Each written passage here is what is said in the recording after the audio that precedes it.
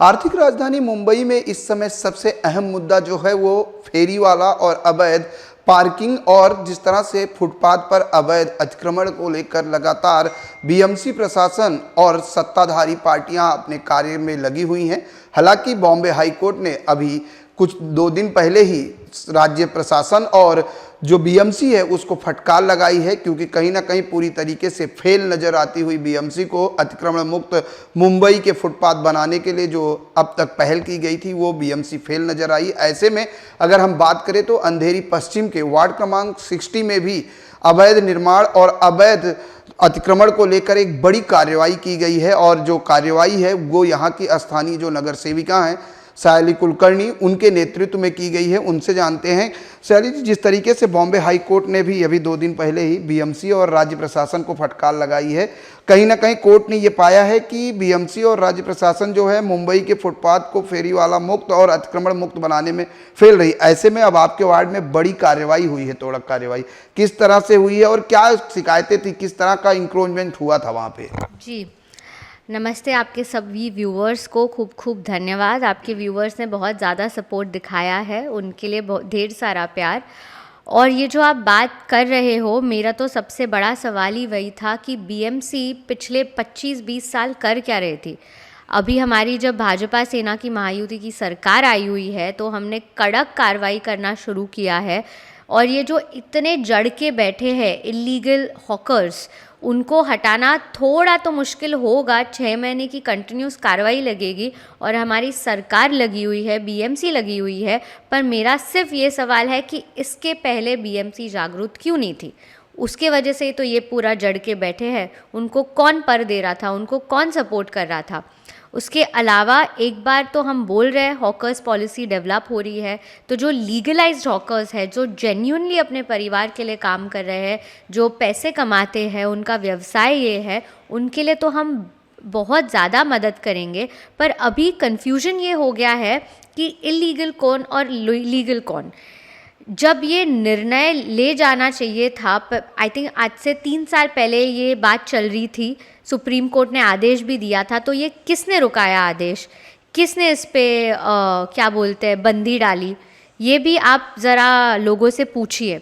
अगर ये तभी निर्णय हो जाता, तभी जो भी लीगलाइज्ड पात्र है आज उनको कार्ड भी मिल जाता, उनका क्यूआर कोड भी बन जाता, और इतनी बड़ी इशू, इतनी बड़ी प्रॉब्लम हमारे सरकार के सामने नहीं आती। खैर, जो बात बीती वो ठीक है, देर आए पर दुरुस्त आए, जैसे हम बोलते हैं। कंटिन्यूस कार्रवाई चल रही है। मेरे प्रभाग में सुरेश नगर का हमारा आरटीओ लेन जिसको बोलते हैं, बहुत इम्पोर्टेंट पट्टा है।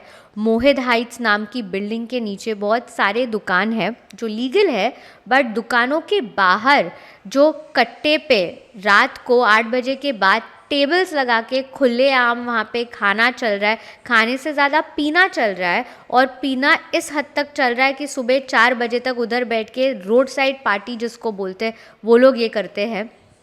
और यहाँ पे सब जब लड़कियाँ या फिर महिलाएं रात को चलती है तो उन्हें डर लगता है, क्योंकि ये जब लोग पीते हैं उनका भान नहीं रहता, उन छेड़छाड़ी होती है, कुछ भी फेंक के एक दूसरे पर मारते हैं। और उससे ज़्यादा इनकी जो डबल पार्किंग की इशू बन गई थी, रात को 8 बजे के बाद पूरा का पूरा एरिया जाम हो जाता था। हमारे जो सिटीजन्स हैं, रेसिडेंट्स, वो गली ले नहीं पाते थे, वो बोलते थे कि ये गली छोड़ो, दूसरे गली से हम गाड़ी लेते हैं।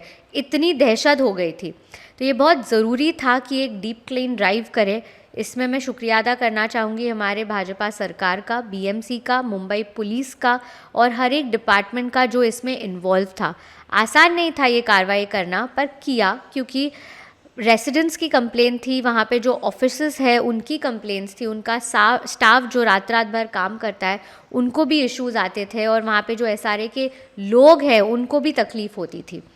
और एक कोऑपरेटेड मूवमेंट थी रेसिडेंट्स की, सरकार की और कॉरपोरेशन की।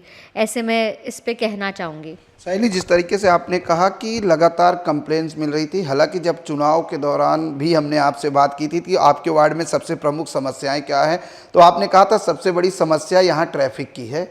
और नो पार्किंग की है। तो ऐसे में 3 महीने बीत चुके हैं। 3 महीने में कितनी कार्रवाई हुई है? और अगर बात करें तो जिस तरीके से इलीगल एक्टिविटी की बात करें, जैसे स्ट्रीट फूड पार्टी की बात करें आपने कहा, तो और कितने जो जगह हैं अब तक आपने अपने प्रभाग में जो है स्पॉटेड किए हैं कि कहाँ कहाँ और कार्रवाई हो सकती है?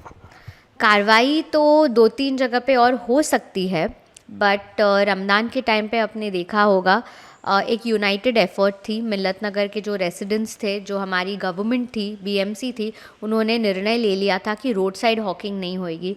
तो इसीलिए हमने इस टाइम ग्राउंड पे जो भी खाने पीने की चीज़ें हैं उसका ऑफिशियल अंदाज में स्टॉल्स लगाए थे। तो ये एक कदम हो सकता है टुवर्ड्स डेवलपमेंट। फिर अब ये सुरेश नगर की कार्रवाई हुई, लायन सोल मार्ग में कार्रवाई हमने की है, बैक रोड पे कार्रवाई होती रहती है। जैसे मैंने कहा, Rome was not built in a day, ये कंटिन्यूस कार्रवाई इसके लिए ज़रूरी है। बट इसके लिए हमें पावर जो आज लोगों ने दी है, जो हमें जो गवर्नेंस का मौका दिया है, उसके लिए मैं बहुत शुक्रिया अदा करना चाहती हूँ। पर दिल भी कभी कभी नाराज़ हो जाता है, क्योंकि कल ही लोकसभा में 33% विमेन रिजर्वेशन का बिल इन्होंने गिरा दिया। आज के तारीख में जब विमेन एम्पावरमेंट की बात चलती है, महिलाओं को आप जब सपोर्ट देने की बात करते हो, उसमें ऑपोजिशन महिलाओं को नीचे खींच रही है, एनकरेज नहीं कर रही है। इसलिए एक मायूसी जैसी हो गई, क्योंकि जब मैं बीएमसी के हाउस में कल बजट में बैठी थी, इतनी सारी महिलाएं हैं, हमारी मेयर मैडम महिला है, हमारी आज म्यूनसिपल कमिश्नर महिला है, आयुक्त जो म्यूनसिपल सेक्रेटरी है वो आज महिला है। ये सब जब हम डेवलपमेंट कर रहे हैं, उसमें हमारा लोकसभा, हमारा ऑपोजिशन ऐसा व्यवहार करेगा महिलाओं के साथ, मैंने कभी सोचा नहीं था। तो वही बिल को लेकर लगातार अब विरोध प्रदर्शन शुरू है। ऐसे में अगर बात करें, लगातार विपक्ष के खिलाफ जो है अब भारतीय जनता पार्टी यानी एनडीए लगातार आक्रामक दिखाई दे रहा है। अगर साइली कुलकर्णी की बात करें तो किन शब्दों में इस बिल के गिर जाने पर किन शब्दों में विपक्ष की आलोचना करेंगे? मुझे तो समझ ही नहीं आ रही है बात कि इसमें हमें आक्रामक होने की ज़रूरत ही क्या थी, क्योंकि ये बिल तो पास होने वाला था, ये बिल पास होना चाहिए था। अगर इतनी सी बात अपोजिशन को समझ में नहीं आ रही है और हमारे पर ये नौबत आ रही है कि 22nd सेंचुरी में, जेन नेक्स्ट के सेंचुरी में हमें इसके खिलाफ आक्रमण, इसके खिलाफ विरोध करना पड़ रहा है, तो हमारी इंडिया क्या वाकई में आगे बढ़ रही है? मतलब ये बहुत एक क्या बोलते हैं ऑब्वियस बात थी, ऑब्वियस विमेन रिजर्वेशन बिल था, 33% रिजर्वेशन हमने मांगा था। वो बिल अगर ऑपोजिशन पास नहीं कर सक रही, तो आई थिंक जनता ने ही सोचना चाहिए कि ऐसे लोगों को और ज़्यादा पावर अगर मिले तो वो कितने अपने देश को और पीछे लेके जाएंगे, जो ऑलरेडी प्रगति के पथ पर चल रहा है। साइली, इन 24 न्यूज़ ने एक मुहिम चलाई थी, कहाँ गया हमारा फुटपाथ। उस दौरान हमने जब मुंबई के फुटपाथों का जायज़ा लिया था तो कई जगह पर हमने देखा था पार्टी, जो राजनीतिक पार्टियां हैं, उनका वाचनालय भी मिला था। जैसे अगर सुरेश नगर की ही बात करूं मैं, तो सुरेश नगर जब मोहित हाइट से आगे बढ़ते हैं तो तमाम ऐसे हैं कि झोपड़पट्टी, झोपड़े भी बने हुए हैं। उस पर कई बार तोड़क कार्रवाई होती है और फिर वो 2-4 दिन में बन जाते हैं। जैसे परसों अभी आपने तोड़क कार्रवाई कराई है, लेकिन उसके बावजूद अगर फिर से बनते तो ऐसे में नहीं लगता कहीं ना कहीं प्रशासन की अनदेखी होती है कि तोड़क कार्रवाई होने के बाद फिर से लोग वहाँ पर जो है अतिक्रमण कर लेते हैं? उन पर किस तरह से कार्रवाई होगी? जी, अब वो कार्रवाई उस पर्टिकुलर विषय पे हम जब करेंगे, वो सबके हित में करेंगे। सब, किसी पे अन्याय नहीं होना चाहिए। जो अनअधिकृत लोग अगर उधर रह रहे हैं उन पे तो कार्रवाई होएगी भी, और जो लीगलाइज वे में उधर रह रहे हैं, जिनको अभी तक घर मिले नहीं है, उनका विषय हम कैसे हैंडल करें वो अलग तरीके से करेंगे। पर अगर सबके सब घर इलीगल है तो वहाँ पे ज़रूर हम कार्रवाई करेंगे। बट इस विषय में यही हो जाता है कि एक आदत सी बन जाती है, क्योंकि बीएमसी ने ये कभी विषय सीरियसली लिया नहीं। तो अब उनको एटलीस्ट 1 साल ये समझने में लगेगा कि सरकार बदल चुकी है, गवर्नेंस बदल चुकी है, और इस टाइम जो लोग आए हैं, जो बैठे हैं, वो सीरियसली इस बात को ले रहे हैं, क्योंकि यहाँ पे हमें सिटीजन्स का भला देखना है, रेसिडेंट्स का भला देखना है। बीएमसी के ऑफिसर्स को कोई इश्यूज़ ना हो वो भी देखना है, और साथ ही साथ अगर वहाँ पे कोई लीगल लोग हैं जिनको के पास घर नहीं है और उनको प्रॉमिस किया गया है कि घर देने वाले हैं, उनका भी ख्याल रखना है। तो एक जॉइंट मीटिंग करके, जॉइंट कार्रवाई करके हम इसका निर्णय, एक सबके हित में ऐसा निर्णय लेंगे। जिस तरह से हॉकिंग जोन बनाने की बात कही गई थी, हमने कई फेरी वालों से भी बात की, जब उन पे ऊपर कार्रवाई हुई तो उनका कहना है कि हमारा जो है ऑलरेडी सर्वे हो चुका है, बायोमेट्रिक हो गया है, लेकिन अब तक हमें हॉकिंग जोन में शिफ्ट नहीं किया गया, जिसकी वजह से हम फुटपाथ पर धंधा लगा रहे हैं। उनके लिए आखिर कब तक प्रावधान बनेगा, क्योंकि बायोमेट्रिक तो हो चुका है। जी, इस विषय को पूरा हाउस एक्सपेडाइट करना चाहता है, ऑपोजिशन हो या फिर जो गवर्नेंस हो, सब लोग इस विषय पर एक मत रखते हैं कि हॉकर पॉलिसी जल्दी ही डेवलप करके उनको एक सुविधा दी जाए, क्योंकि ये जो हॉकर माफिया जो बढ़ रहा है आज, उसको हमें पूरी तरह से ख़त्म करना है। एक होता है हॉकर और दूसरा होता है हॉकर माफिया जो बैठ के सबसे हफ्ते लेता है।